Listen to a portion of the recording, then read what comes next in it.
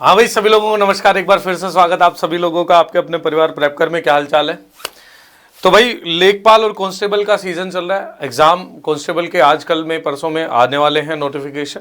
लेखपाल की आ चुकी है, तो मुझे लगा कि संक्षिप्त में आपको 5-10-20 मिनट में जितना हो पाएगा उतना उत्तर प्रदेश की अर्थव्यवस्था के बारे में परिचय बताऊं कि उत्तर प्रदेश की अर्थव्यवस्था कहाँ स्थित करती है, कहाँ स्थान रखती है अपना, और जीडीपी आकलन के आधार पर या प्रति व्यक्ति आय के आधार पर उत्तर प्रदेश की अर्थव्यवस्था कहाँ स्थित रहती है या क्या स्थान रखती है, जो कि परीक्षा संबंधी भी बहुत उपयोगी आपके लिए साबित होने वाली है ये क्लास। तो जुड़ जाइए एक बार जल्दी से। जिन लोगों ने अभी तक शेयर नहीं करा शेयर करिएगा, लाइक नहीं करा लाइक करिएगा। चलिए भाई, चालू करते हैं इस सेशन को। तो सेशन है उत्तर प्रदेश की अर्थव्यवस्था का, और चलिए भाई चालू करते हैं इस सेशन को। सबसे पहले बात बता देता हूं, उत्तर प्रदेश लेखपाल के लिए 2021 सरस्वती बैच आ रखा है। 499 में ये बैच है। आदि इसकी प्राइस कर रखी है, 50% ऑफ चल रहा है अभी। ऑनलाइन क्लास मिलती है, पीडीएफ नोट्स मिलते हैं, नए सिलेबस पैटर्न के आधार पर है। और कोई भी आपको समस्या आए तो 7404 नंबर ये आपका है, इस पर आप कॉल कर लीजिएगा। ठीक है बच्चा? चलिए भाई, ये उत्तर प्रदेश है अपना, और काफी एक बड़ा विस्तारित राज्य है। मैं बात करूं कि इसके विभाजन से पहले तो और भी बहुत बड़ा हुआ करता था। अब तो इसमें से एक अलग स्टेट बन गया। तो मान देख लीजिए, सोच लीजिए, समझ लीजिए कि कितना बड़ा राज्य था ये। तो इसके आंकड़े भी उतने ही विस्तारित होंगे, इसके आंकड़े भी उतने ही भौगोलिक रूप से भी अलग अलग होंगे, राजनीतिक रूप से भी और आर्थिक रूप से भी बड़े विस्तारित आंकड़े हैं, बहुत सारे आंकड़े हैं। लेकिन उसको हम कंसाइज करेंगे, उनको कुछ डिटेल्स, जो मुख्य डिटेल्स हैं, उनको आज की क्लास में हम कवर करने की कोशिश करेंगे। यदि आपको सेशन अच्छा लगता है तो हम इस क्लास को और एक्सपेंड कर देंगे और एक प्रॉपर क्लास के रूप में लाएंगे। आपको अच्छी लगती है तो आप नीचे कमेंट सेक्शन के अंदर बता सकते हैं। तो सर, सबसे पहले बात कर लेता हूं मैं जीडीपी की। जीडीपी यानी सकल घरेलू उत्पाद, ये क्या होता है? किसी भी स्थान की आय होती है जीडीपी। तो हम उत्तर प्रदेश के संदर्भ में बात कर रहे हैं जीडीपी की, तो उत्तर प्रदेश के संदर्भ में उत्तर प्रदेश की जीडीपी मतलब उत्तर प्रदेश की राज्य आय, उत्तर प्रदेश में कितना क्या उत्पादन हो रहा है, उसका मूल्य क्या है। तो जीडीपी के आधार पर 17.05 ट्रिलियन डॉलर की इकोनॉमी पड़ती है, और 17.45 ट्रिलियन डॉलर, वही हिंदी में वही बात है, 0.5 ट्रिलियन डॉलर की इकोनॉमी पड़ती है जीडीपी में। यदि जीडीपी में मैं रैंक देखूं, जीडीपी में और बाकी राज्यों से मैं इसकी तुलना करूं, तो जीडीपी में तीसरा स्थान है। याद रखना, पहला स्थान किसका है? महाराष्ट्र का है। महाराष्ट्र का क्यों होगा? आपको पता ही होगा कि महाराष्ट्र में मुंबई स्थित है, और मुंबई को भारत की आर्थिक राजधानी कहते हैं। बहुत सारा व्यापार होता है, व्यवसाय होता है। दूसरा स्थान तमिलनाडु का है, दूसरा स्थान है तमिलनाडु का, तमिलनाडु राज्य का स्थान है। और जीडीपी में तीसरा स्थान पड़ता है किसका? उत्तर प्रदेश का तीसरा स्थान पड़ता है जीडीपी में। याद रखिएगा, जीडीपी में राज्यों में यदि स्थान देखें तो उत्तर प्रदेश का तीसरा पड़ता है, पहला महाराष्ट्र का है, दूसरा तमिलनाडु का है। यदि जीडीपी ग्रोथ रेट की बात करूं, जीडीपी कितने प्रतिशत वृद्धि दर से बढ़ी, तो 2020-21 के एस्टिमेट अनुमानों के अनुसार -6.4% की वृद्धि दर से बढ़ी। माइनस का मतलब यह हुआ कि बच्चा, कोरोना की महामारी चल रही है, इसके कारण से व्यापार नहीं हो पा रहा, और सबसे ज्यादा जीडीपी में प्रभाव डालने वाले कुछ क्षेत्र विशेष हैं उत्तर प्रदेश में, जैसे कि उनमें से एक नोएडा है। स्पेशली यहां पर व्यवसाय पर प्रभाव पड़ा है। बाकी जिलों में भी जहां जहां मुख्य व्यवसाय होते हैं वहां पर भी प्रभाव पड़ा है। तो जीडीपी ग्रोथ रेट की बात करूं, जीडीपी वृद्धि दर की बात करूं, तो -6.4% की वृद्धि दर से यूपी की जीडीपी ग्रोथ रही है 2020-21 के अनुमानों के अनुसार। अब बात कर लेते हैं जीडीपी पर कैपिटा की, प्रति व्यक्ति जीडीपी की। प्रति व्यक्ति जीडीपी क्या होती है? कुल जीडीपी को कुल जनसंख्या से डिवाइड कर देते हैं, कुल जनसंख्या से डिवाइड कर देते हैं।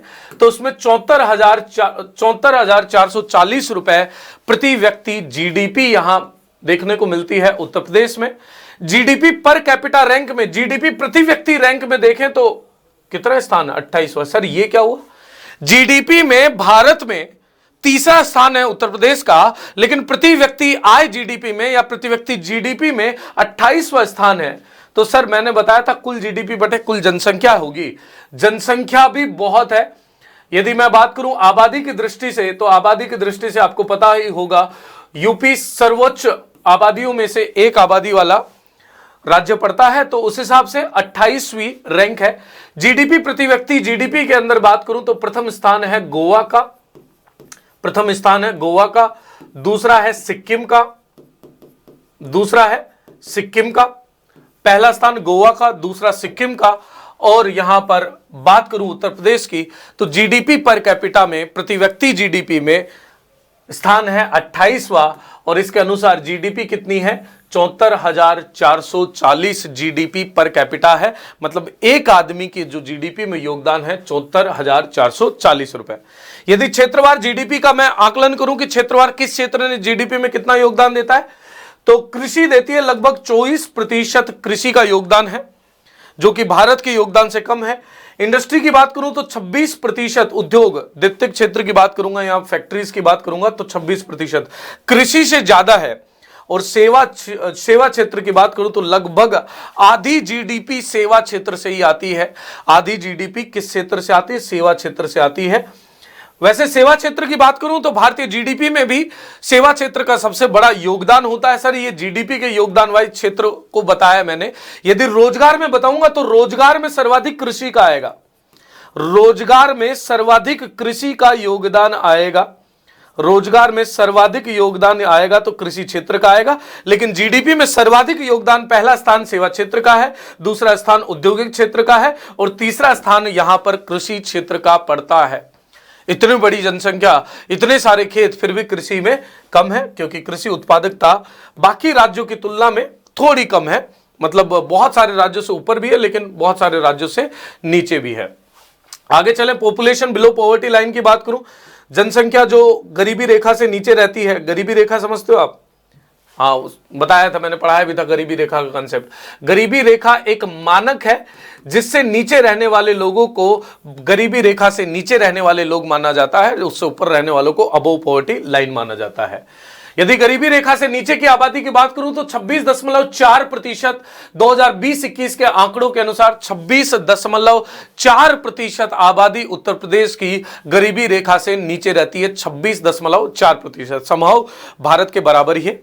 बात कर लेता हूं मानव विकास सूचकांक की, ह्यूमन डेवलपमेंट इंडेक्स की। मानव विकास सूचकांक में इसका स्कोर है 0.596। ये नहीं पूछा जाता, रैंक पूछी जाती है तो 32वां स्थान पड़ता है। कितना? उत्तर प्रदेश का कौन सा स्थान है? 32वां। जीडीपी में 2018 के आंकड़ों के अनुसार बता रहा हूं, 32वां स्थान यहां पर देखने को मिलता है। बेरोजगारी का प्रतिशत देखें तो जीडीपी में, माफ कीजिएगा, बेरोजगारी का यदि प्रतिशत देखें तो उत्तर प्रदेश में लगभग 6%, 4.2%।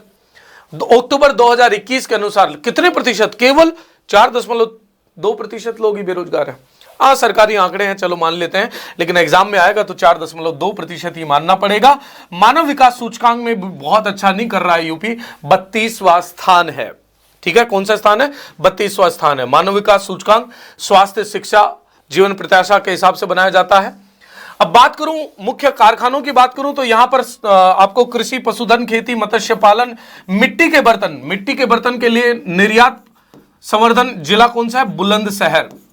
बुलंदशहर यहां पर फेमस है, आपको बाकी पता ही होगा। पीतल उद्योग, यहां पर आईटी उद्योग, निर्माण उद्योग, बुनियादी ढांचा उद्योग, आईटी परामर्श, ये नोएडा में सबसे ज्यादा देखने को मिलता है। कहां देखने को मिलता है? नोएडा में सबसे ज्यादा देखने को मिलता है। उद्योग परिधान, कपड़ा उद्योग पिलखवा में देखने को मिलता है। विज्ञापन उद्योग, ऑटोमोबाइल उद्योग, ये भी आपको वहीं पे देखने को मिलता है। चमड़ा उद्योग, ये कानपुर में ज्यादा देखने को मिलता है। कानपुर एवं आगरा में आपको ज्यादा देखने को यह मिलता है। इस तरीके के यहां पर मुख्य उद्योग हैं। ये क्या है? मुख्य उद्योग हैं उत्तर प्रदेश के। यदि बात करूं सार्वजनिक वित्त की, पैसे की यदि बात कर लें, थोड़ा पैसे का भी मामला कर ही लेते हैं, तो उस मामले में सार्वजनिक ऋण की बात करूं तो 28.8%, जो कि राज्य की जीडीपी है उसका 28.8% हम पर ऋण है, पब्लिक डेप्ट है, सार्वजनिक ऋण है। याद रखिएगा 28.8% जीडीपी का, राज्यवार जो जीडीपी होती है उसे जीएसडीपी बोलते हैं, ग्रोस स्टेट डोमेस्टिक प्रोडक्ट, उसमें 28.8% का योगदान सार्वजनिक ऋण का है। बजट संतुलन की बात करूं तो बजट संतुलन में घाटे की स्थिति में है, 53,195 करोड़ रुपए के घाटे में है उत्तर प्रदेश की जीडीपी, जो कि उत्तर प्रदेश की कुल जीडीपी का 2.97% पड़ता है। उत्तर प्रदेश की कुल जीडीपी का 2.97% पड़ता है। और मैंने बताया 53,195 करोड़ रुपए के घाटे में, मतलब व्यय अधिक करता है आय से, व्यय अधिक है आय से। कितना? 53,195 करोड़ रुपए, जो कि 2.97% है राज्यवार जीडीपी का कुल प्रतिशत।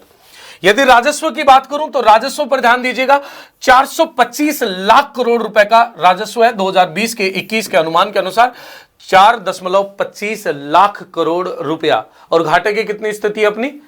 5.5 लाख रुपए, 5 लाख करोड़ रुपए करीबन, 5,000 करोड़ रुपए करीबन वहां पर हम घाटे की स्थिति है। तो आप देख सकते हो कि राजस्व हम कोई ज्यादा नहीं कर रहे हैं।